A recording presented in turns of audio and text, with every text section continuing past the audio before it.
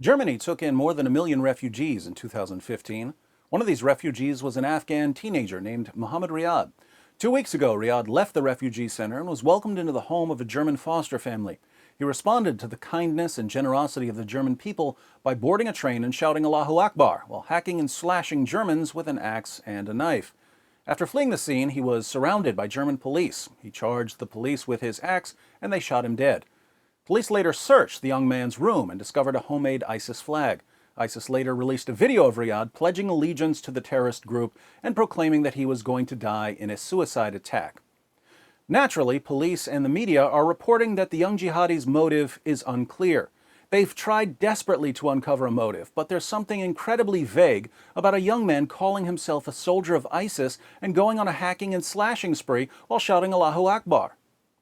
Understanding the motives of a jihadi is as difficult as understanding the Quran. We open the Quran and read, "Fight those who do not believe in Allah. Fight those of the unbelievers who are near to you and let them find in you hardness. Muhammad is the messenger of Allah, and those who are with him are severe against disbelievers and merciful among themselves. Surely Allah has bought of the believers their persons and their property for this, that they shall have the garden. They fight in Allah's way, so they slay and are slain." What could these texts possibly mean? Who can know? Words, much like motives, are completely incomprehensible. Investigations into terrorist attacks in the West are based on one fundamental principle.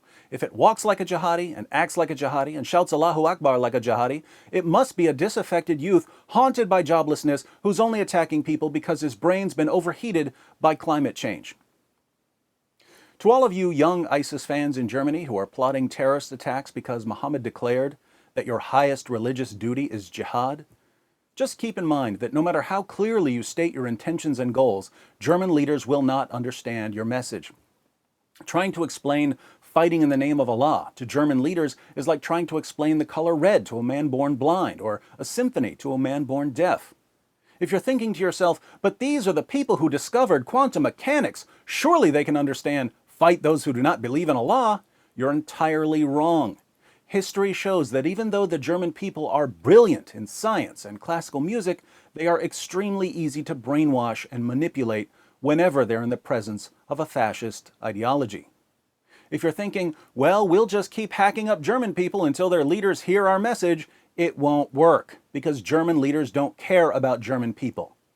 If they did, they wouldn't be defending an ideology that openly calls for the violent subjugation of their own people and the entire world again.